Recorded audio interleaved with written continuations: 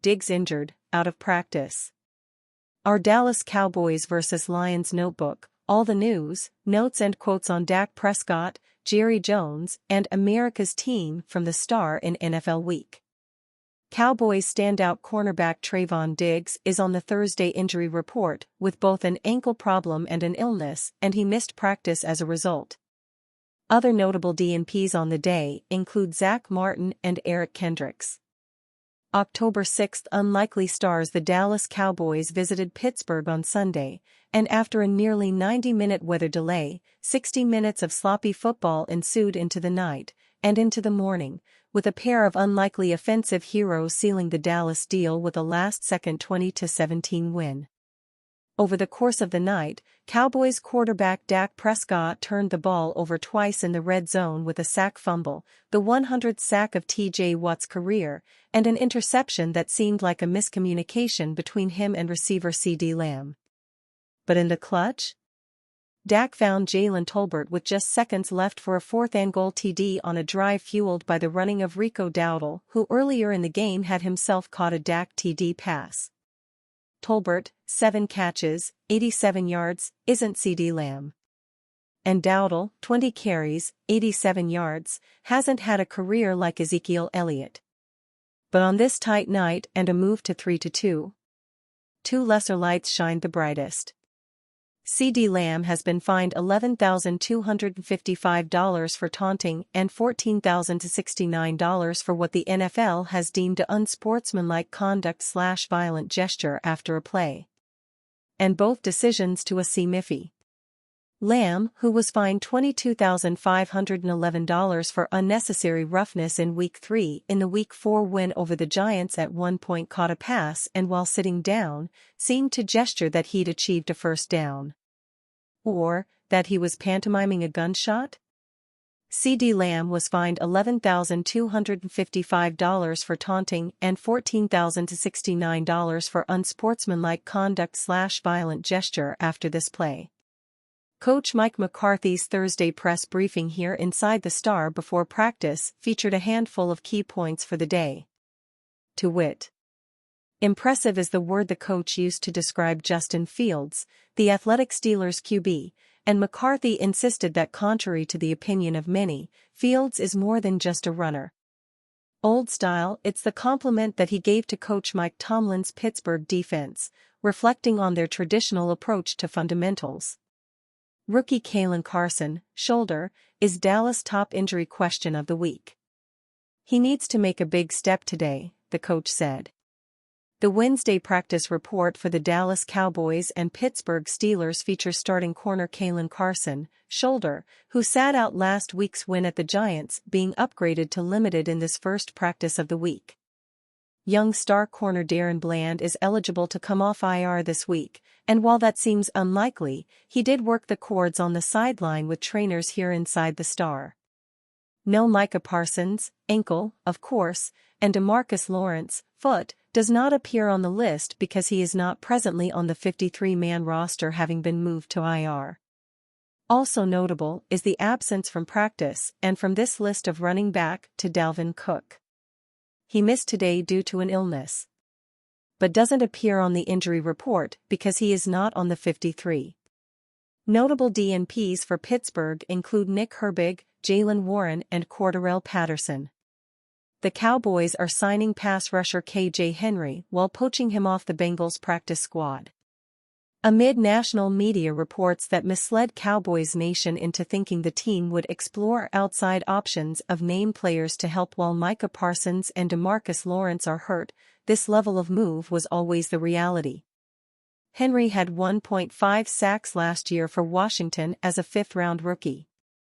He's 6'5" and 255 and by rule will join the 53-man roster. Lawrence is reportedly dealing with a Lisfranc injury to his right foot as the result of an issue that developed late in Thursday's win at the Giants. Lawrence, who has experienced foot injuries before, did not have any bones displaced, so ESPN reports that he will not require surgery. But as CowboysCountry.com has noted, Tank is heading to injured reserve as, per ESPN, this could be an 8-week recovery time. Alvin Kamara was the thriller in this game, with his 4 touchdowns.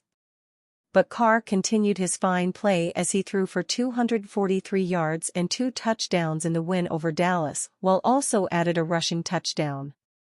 And it was after scoring that rushing touchdown when Carr broke out into a Michael Jackson impersonation, complete with Wacko Jacko's trademark crotch grab. The hashtag NFL has fined hashtag Saints QB Derek Carr $14,000 for his touchdown celebration imitating Michael Jackson's iconic crotch grab. Carr was handed a $14,000 fine for his celebration, making him a smooth criminal in the eyes of the NFL. Darren Bland can't wait for debut of Cowboys CB Hydra with Diggs, Lewis. There has never been a time in either of their careers with the Dallas Cowboys in which Trayvon Diggs, Jordan Lewis and Darren Bland have taken the field at the same time as starters, but that could very well, finally, change when they host the Detroit Lions on Sunday at AT&T Stadium. In 2022, Bland's rookie season with the club, he played as a backup nickel corner to Lewis and was named starter only after Lewis suffered a career-threatening foot injury. 1 year later, having had an impressive outing in year 1, Bland was moved to the boundary after Trayvon Diggs suffered a torn ACL in early September.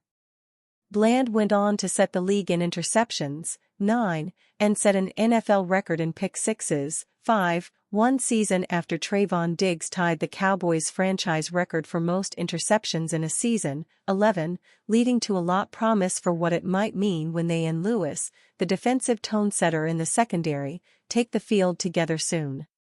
It's a dream long deferred, until now. Yeah, I can't wait, said Bland on Thursday, following his second full participation in team practice. Those are both guys I looked up to when I first came into the league, and just to be able to play with them on the field at the same time for the first time? It's going to feel great. Lewis agrees, to say the very least.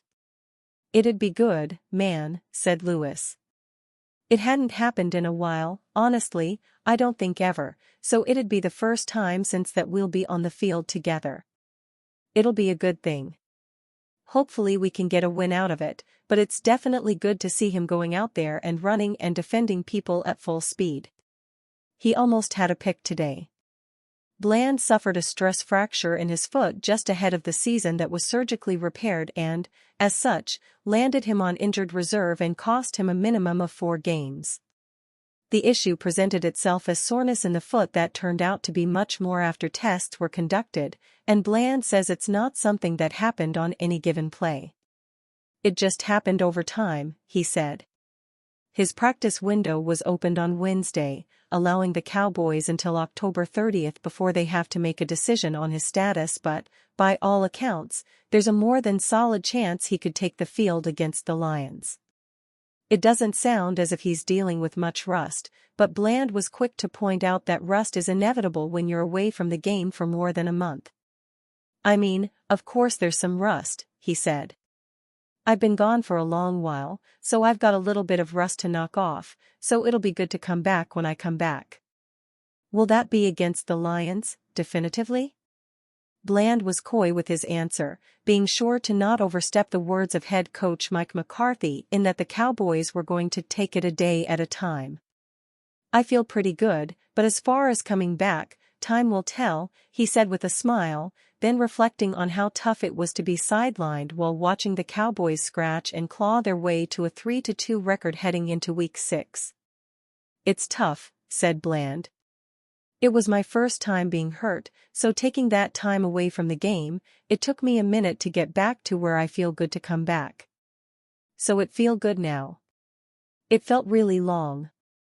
I feel like I haven't played football in years, almost. It feels good to be back out there practicing.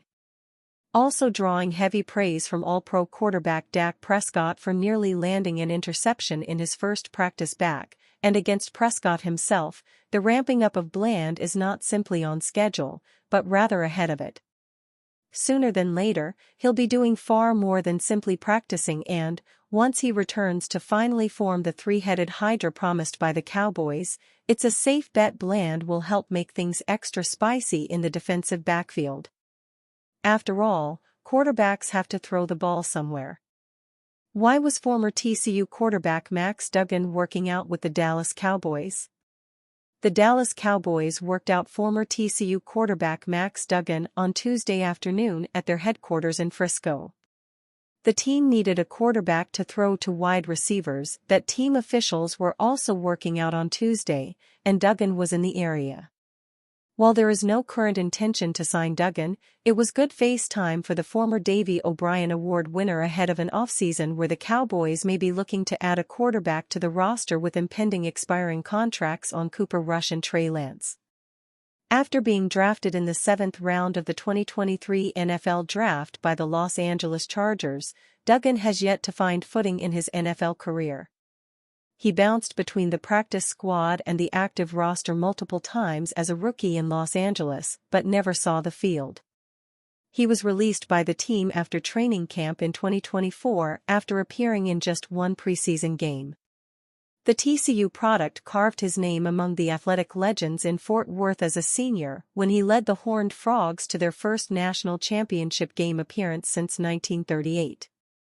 He threw for 3,698 yards and accounted for 41 touchdowns on his way to leading TCU to a 12-2 record, including an upset over undefeated Michigan in the national semifinal game.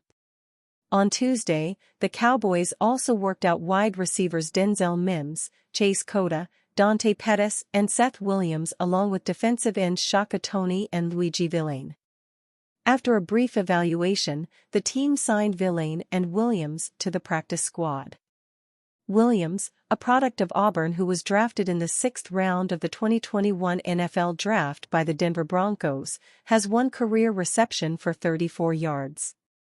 He spent one season in Denver before being released and subsequently signed to the Jacksonville Jaguars practice squad, where he spent the last 2 seasons. With the Cowboys needing depth at wide receiver following a knee injury to Brandon Cooks, Williams provides further insurance at the position. Villain, a product of Michigan, was signed as an undrafted free agent in 2022 by the Minnesota Vikings and made the final roster after a big training camp and preseason. He appeared in 3 games as a rookie and accounted for 4 tackles. After being relegated to the practice squad in 2023, he was quickly poached by the Carolina Panthers, where he appeared in 1 game before being placed on the injured reserve list with a knee issue. He most recently spent 2 weeks on the Cleveland Browns practice squad earlier this season. Following the injuries to Micah Parsons, DeMarcus Lawrence and Marshawn Kneeland, Villain adds depth at the edge position for the immediate future.